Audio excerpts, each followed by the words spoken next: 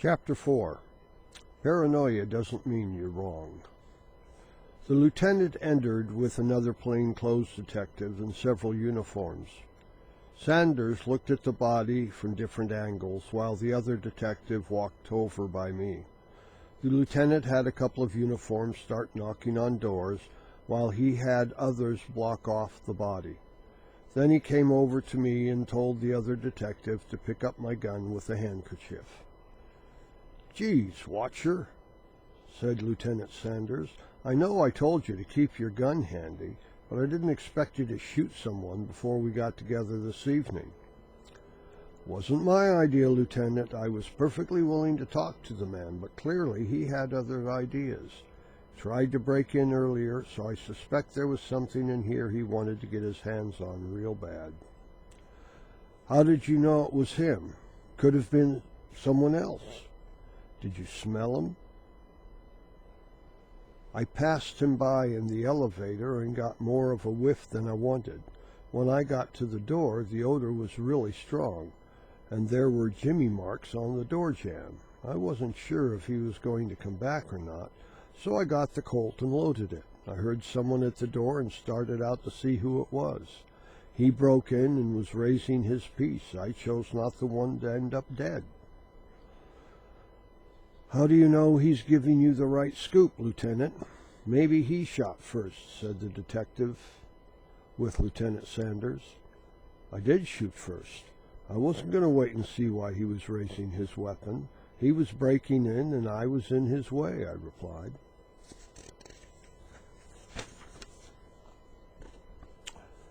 "Sergeant Simon Church, this is Jonas Watcher. Now go over and take a look at the body," said Lieutenant Sanders. Simon obeyed and stopped short. "Crap, that's Perfume Eddie. We got a warrant on him. He's a small-time crooked son of a bitch. We suspect he's a button man, but what was he doing in this part of town? This ain't his usual haunt." "Still think Watcher's not giving it to us straight?" asked the lieutenant.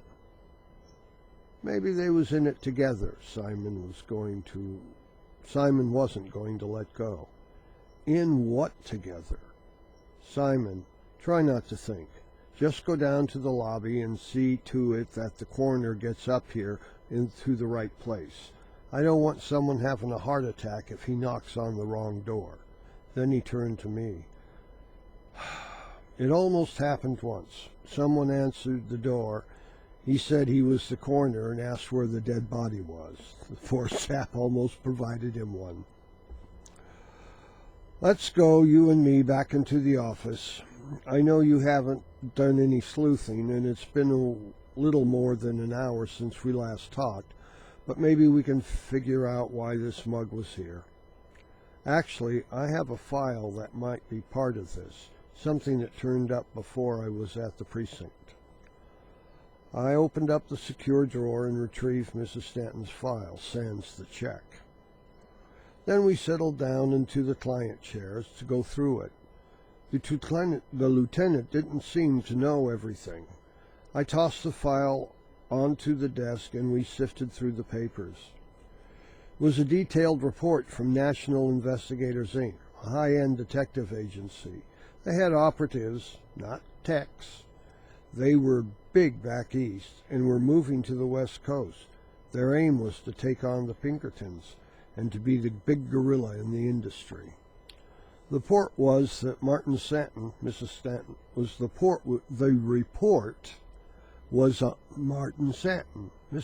Stanton, Mrs. Stanton's husband. The Stantons were well-to-do, but the Parks, Mrs. Stanton's maiden name, were in the area of super wealthy. When Martin Stanton refused to become an attorney and join his father's firm, he was disinherited. The recently married couple didn't care. Mrs. Stanton had inherited money from her grandmother and an aunt, and that didn't include the possible money from her living father, who doted on his children.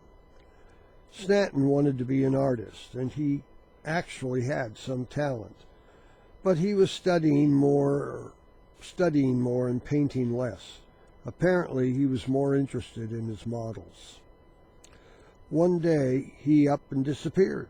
A couple of months later, National found him in Miami, Florida, and let Mrs. Stanton know where he was. She didn't ask for a divorce. In fact, she went to Miami and met with him. They spent some time together, and she went back to New York. After that, she sent him a monthly allowance and continued to visit him from time to time. That went on for quite a while. Then he vanished again. National was back on the case, and they had found out he was in New Orleans, but they never actually contacted him. He was there several months before he skipped again.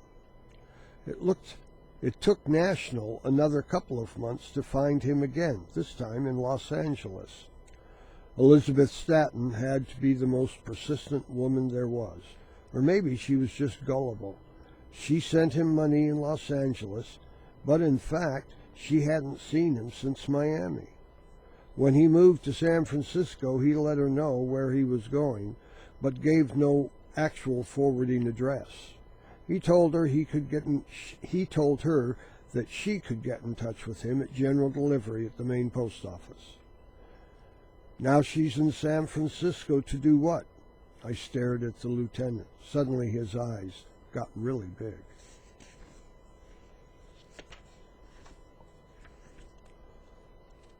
We'll need to contact National, he said. How come, I asked. Look at the bottom of the last 3 reports.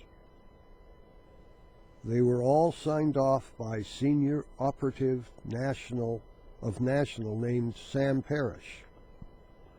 Was there a faint echo of a woman laughing in the air? While the lieutenant and I were going through the National file, the body had been examined and taken away. Some people had come in and done some cleanup. The police barricade had been taken down as the evening was falling. Everything was pretty much back to normal. The building super had some workmen replacing the door. Simple Simon and the coroner were hanging around to talk to the lieutenant. Simon went first.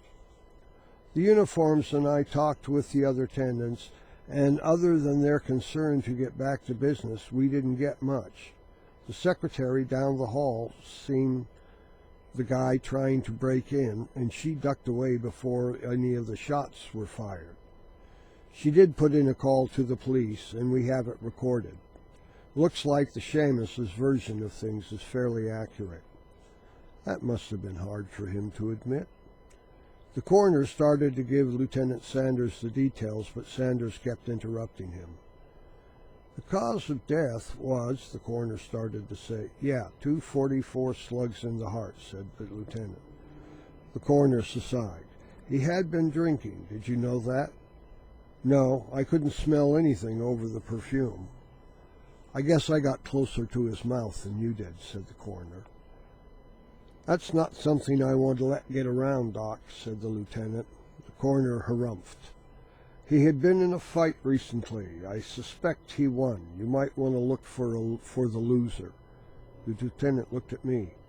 You didn't have an altercation with the gentleman before the gunfight, did you? No, I couldn't have. No, I couldn't have stayed within his vicinity long enough. And if we had been in a fist fight, he wouldn't have come out the winner, but he would still be alive. I held up my hands. There were no bruises on my knuckles to indicate there had been a fight. Doc, whoever fought with him didn't kill him, I said. How do you know that? Asked the coroner. Because I'm the one who shot him, I said. Then what am I doing here? Asked the coroner. Dead man shot, Doc. You got to be called, said the lieutenant. Then it's a closed case, said the coroner. Not likely, said the lieutenant. It's part of a bigger case. So when you get back to your lab, process him really good. I want to know where this bastard's been for the last couple of days. Okay, said the coroner, and he left. Simon, you look into one of his associates. He wanted in here bad. He was willing to kill for whatever he was looking for. Get some guys from the lab in here. I want every report read and noted. and I want to know what Mickey Phillips was working on. Okay, Lou, I'm on it, said Simon as he started to leave. The lieutenant stopped. Simon, give me the Colt. Lou, Simon started to object. I'll see it gets to ballistics in the morning. Simon took the Colt from his belt and gave it to Lieutenant Sanders. Then he eyed me with a look of distrust. Then he left. I don't think he likes me very much, I said. He doesn't, because you're smart, but don't underestimate him. By the way, I thought you couldn't look into Mickey Phillips' murder, I said. I can't. But I got a killing here, and it might be related, and that gives me an in, he said. It looks like you don't have to go to San Francisco just yet. Ironically, your little shooting here was just what I needed to keep my superiors happy, at least for about 48 hours anyway. I still can't go digging into who killed Mickey Phillips in Sacramento, but I can look into what Mickey Phillips was doing on that brought Eddie here. I can gather background as to why this mug was breaking into the office and why he might want to kill a partner of Mickey Phillips. Like I said, it's an in, so I don't have to sit on my hands waiting. Look, he continued, you take Mrs. Stanton's file and find out about William Mason. I finished for him. That works for me. Look, can I get my stuff out of here? Start again here. Answering, William Mason, I finished for him. That works for me. Look, can I get my stuff out of here? I would just as soon as grab a room somewhere else. I'll let you know where as soon as I flop. I would rather not have any notoriety about what happened here, especially if I'm going to be of any use to you. Additionally, I don't want to scare Mrs. Stanton away. After all, she's my first client and maybe our best lead to what happened to Mickey Phillips. Yeah, okay, just keep me up to date. He handed me back my Colt. You may want to keep this just in case someone else comes around, but try using it as a threat rather than blowing someone else away, okay? And make sure ballistics gets that in the morning, or I'll come looking for you. You got about 15 minutes before the boys show up, so get your stuff and take off. I'll see they lock up. I went back to the desk and dropped the Colt into the bag. I pulled some stuff from the secure drawer in Mickey's desk and took Mrs. Stanton's folder. I turned back to the lieutenant. National will be closed back east. They got an office here in the city?